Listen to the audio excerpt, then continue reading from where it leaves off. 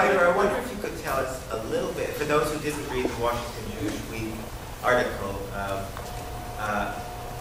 how you came to the name Piper, Laurie, who you were before then, and your background growing up Jewish, and just, I think that would be a very interesting story to share. I was born Rosetta Jacobs, and in Detroit, and my family moved us all to California.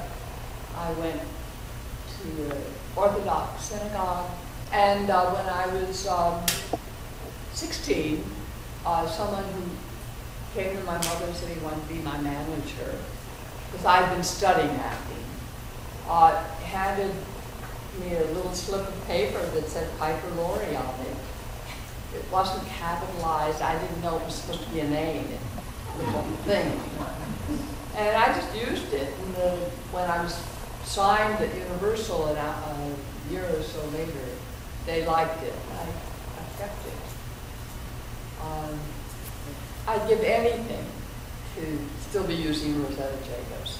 At that time, people, you had to choose a name that would be easy to remember, just a few syllables long, Alana, or Hetty, or Rita. It was, I was told you had to change your names. But nowadays it's wonderful because the longer, the harder to pronounce, the harder to remember, the better. No one has any self-consciousness about complicated names. Yeah. There's Renee Zellweger. Were members of Zero Mostel's family in any way participants in the creation of this character? And a follow-up to that is, how did you know, let's say, what Jerome Robbins said in and what Zero said in that wonderful exchange, and was that truthful to events, or was there any artistic kinds of licenses A little taken? bit, and I'll tell you how. The answer to the first question, the kids did not like Zero. If you read a book by Arthur Siner called Zero Dances, the whole last 20 pages are interviews with Toby Mostel, his son, and the vitriol and the hate is palpable. So he wanted nothing to do with it. I knew Josh Mostel slightly. So I said, I'm going to do this play, and your father's the central character, because I had been compared to Zero my whole life. And I thought eventually that's something I would like to do. So he said, why? And I said, your father's a great character. And I think there's an important play about the times that are going on as seen through the prism of your father's life. So he said, send me the script. So I sent Josh the script. He read it.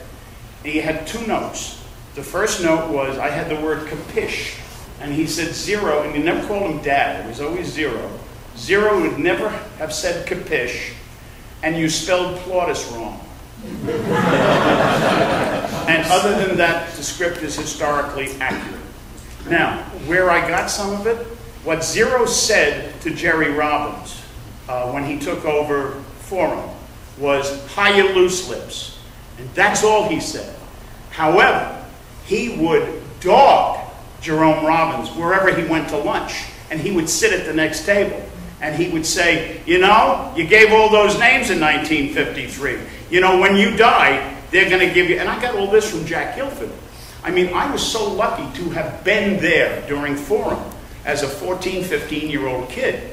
The man I talk about, Davy Burns, the funniest man on Broadway, was my godfather. He was my uncle. I used to hang out with these guys afterwards. And then Madeline Guilford, who I also talk about, she gave me a lot of it. So I took a little bit of license, but he said everything. He may not have said it where I said he said it. There's a lot in there about the McCarthy era, yes, and stress placed on the family and friends of the man. Right. But I read the play as being about the man himself. Yes. And in the context of other things. Right. Was there a tension as the play was developed in terms of what the focus might be? The play was a lot longer than it is.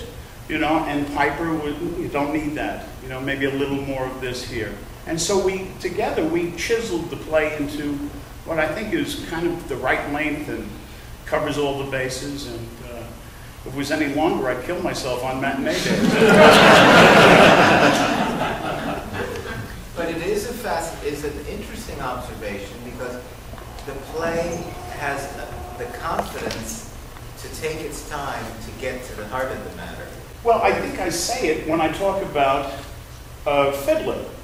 When Zero said, you have to understand who we are. You have to know who we are so you can hate what's being done to us. That's a reflection of the whole McCarthy era. So, you know, that's what I was trying to do. Get to know the man. And if you like the man, you're going to be upset by what happened to him. I enjoyed your description of the relationship as being full of load. And I had just seen Aviva Keckner's movie, You, Mrs. Goldberg, and your analysis and description of that relationship and seeing the movie a week ago really painted a great picture of who this guy was. That, I mean, most people have never heard of Philip Loeb Right. before. I mean, certainly not today. You know, Right. Maybe people that grew up then, you know, may have known it, but you know, I was only a child in the '50s, so it was a great sort of depiction that enriched my understanding of who Philip Loeb was. It's a wonder. If you have not seen You, Mrs. Goldberg, please see it. It's so good. It is so good. And it's really a terrific companion piece to this play. Here's my friend Natalie. Hi, Natalie. We were lost the other day, and I'm looking for the subway. And this dear lady came along, and I said, "Do you know where the subway is?" She said, "Yes, it's right next to the Starbucks, and you gave a brilliant performance." But tell me, were you in the original Days of Wine and Roses? Yes. My parents would always talk about Playhouse 90. Was it Playhouse 90? Playhouse That 90. 90, yes. It was But a live of course, television. I had Lee Rennick and Schalchlin, and my dad and mom, may they rest in peace, would say, no, you have to see Piper Laurie and the Playhouse 90 version. Of course, I had seen you in the movies, etc.